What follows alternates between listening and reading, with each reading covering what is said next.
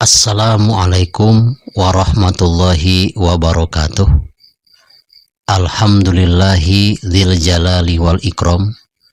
Wassalatu wassalamu ala Sayyidina Muhammadin Sayyidil anam wa ala alihi wa sahbihi ajmain, amma ba'du.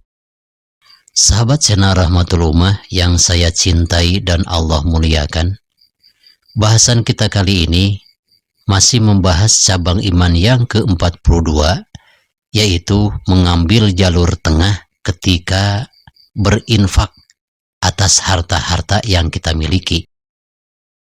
Boros tidak, irit pun tidak, maka ambillah jalur tengah. Sodakoh bisa kepada yang lain, menyisihkan untuk keperluan keluarga kita pun ada, jadi seimbang. Jangan juga seperti ini, untuk keluarga selalu bisa, tapi untuk bersodakoh selalu tidak bisa. Itu pun sangat dilarang oleh Allah Subhanahu wa Ta'ala. Sabda baginda Nabi besar Muhammad SAW, inti daripada hadis yang akan saya bacakan ini, memberitahukan betapa besarnya keberkahan daripada zakat, keberkahan daripada sodakoh di dunia pun akan dirasakan. Suatu ketika baginda Rasulullah SAW sedang berkumpul dengan para sahabatnya. Lalu baginda Nabi besar Muhammad SAW bersabda, "Hassinu amwalakum bizzakat wadawu amrodokum bissodakoh wastakbalu anwa'al balaya biddu'a." Jagalah harta-harta kalian dengan mengeluarkan zakat. Obatilah penyakit-penyakit kalian dengan mengeluarkan sodakoh. Dan hadapilah berbagai musibah dengan sering berdoa.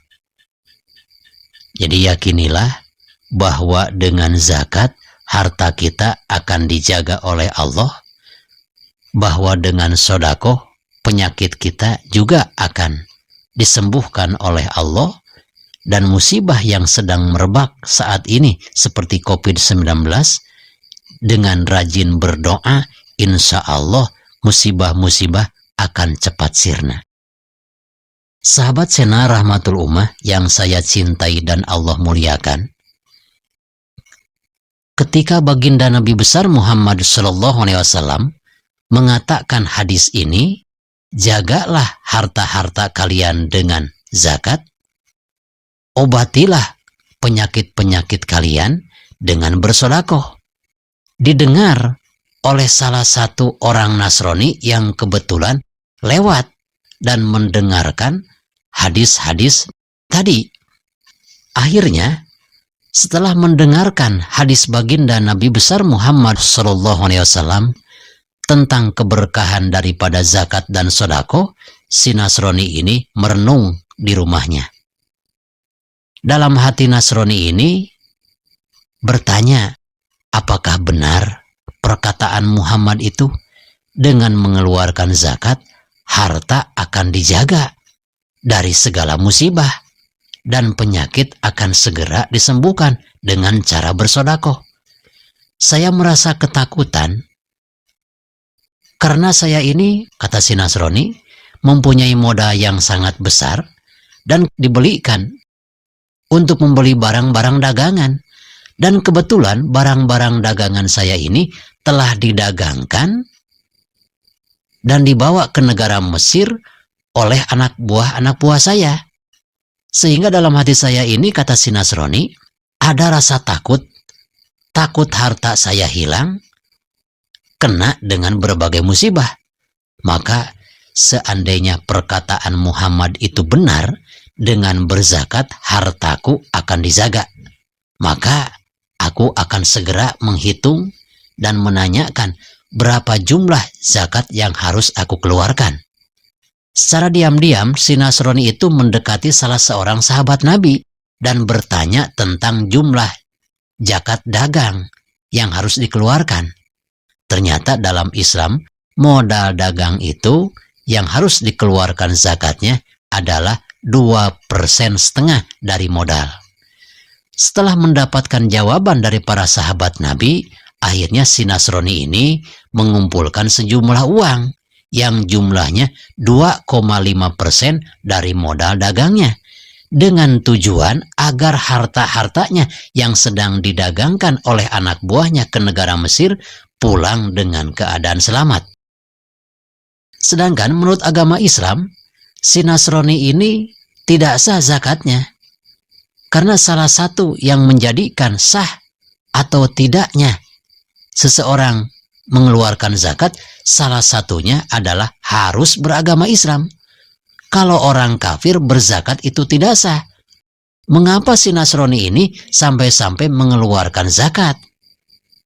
Karena ada rasa ketakutan hartanya yang sedang dijadikan barang dagangan dan dijual di negara Mesir, takut ada musibah yang menimpa. Setelah mengeluarkan zakat, mendapat kabar berita bahwa banyak rombongan yang berpulang dari dagangnya dari kota Mesir ke negara Madinah, banyak yang dirampok. Jangankan para pedagang yang kembali dagang dari Mesir untuk kembali ke Madinah membawa keuntungan, orangnya pun dibunuh oleh para perampok dan oleh para pembegal. Sehingga dalam hati Nasrani ini, barangkali harta saya pun akan demikian. Tapi saya berkeyakinan dengan berzakat pasti harta saya akan dijaga oleh Tuhannya Muhammad.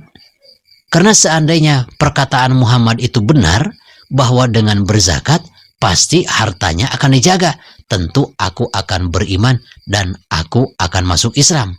Dengan syarat harta saya kembali dengan selamat yang didagangkan oleh anak buah saya. Tidak lama kemudian, datanglah rombongan dagang. Ternyata anak buah si Nasrani ini yang telah mengeluarkan zakat. Lalu si Nasrani ini bertanya kepada anak buahnya. Katanya, banyak rombongan para pedagang yang kembali dari Mesir ke Madinah, banyak dirampok, dirampas hartanya dan orangnya dibunuh. Kata anak buah si Nasrani ini, betul sekali wahai bos. Banyak sekali teman-teman saya yang berdagang di Mesir kembali dari dagangnya, ini dibunuh dan hartanya habis, dirampas oleh para pembegal. Sedangkan aku dan rombongan ternyata selamat, tidak terkena suatu musibah apapun. Si Nasrani berkata dalam hatinya, barangkali inikah keberkahan daripada saya mengeluarkan zakat. Lalu si Nasrani ini mengatakan kepada anak buahnya, wahai anak buahku, tahukah engkau mengapa engkau selamat dari Mesir kembali ke Madinah dengan membawa keuntungan? Jiwa kalian selamat dan kalian membawa keuntungan dagang yang sangat besar. Karena aku telah mengeluarkan zakat. Karena Muhammad berkata, dengan berzakat hartamu itu akan dijaga oleh Tuhannya. Maka aku mengeluarkan zakat. Untuk itu, tolong saya antar ke rumah Muhammad.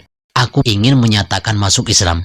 Karena benar-benar perkataan Muhammad itu sangatlah bisa dipercaya. Begitu aku mengeluarkan zakat, ternyata kalian selamat membawa harta benda hasil dagang yang sangat besar. Lalu si Nasrani ini diantar oleh rekan-rekannya untuk datang ke rumah baginda Nabi besar Muhammad SAW.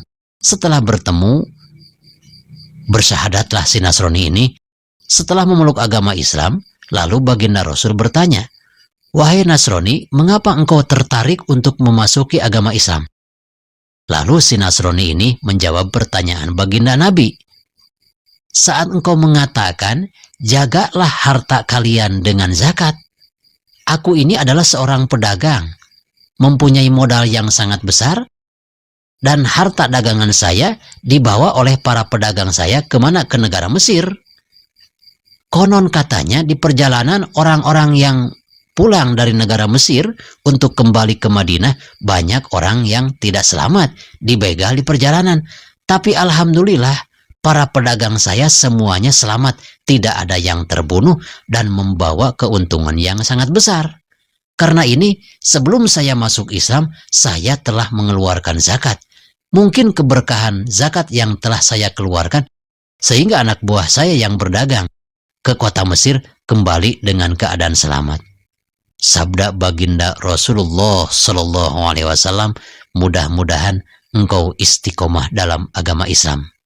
Sahabat Sena Rahmatul Ummah yang saya cintai dan Allah muliakan, kita ambil hikmah daripada kisah ini. Nasrani saja bersodako sudah dirasakan keberkahannya. Ternyata hartanya dijaga oleh Allah walaupun masih di dunia. Apalagi umat Islam yang sering bersodako, yang sering berzakat, insya Allah keberkahannya selain di dunia akan juga dirasakan di akhirat. Mudah-mudahan dengan diceritakannya kisah ini, kita semakin ada perhatian untuk membersihkan harta kita dari hak orang lain. Karena dalam harta yang kita miliki, ternyata ada hak orang lain, yaitu berikanlah dengan cara berzakat hanya 2,5% dari modal dagang. Huzma sofa wada ma kadar billahi fi sabilil haq. Wassalamualaikum warahmatullahi wabarakatuh.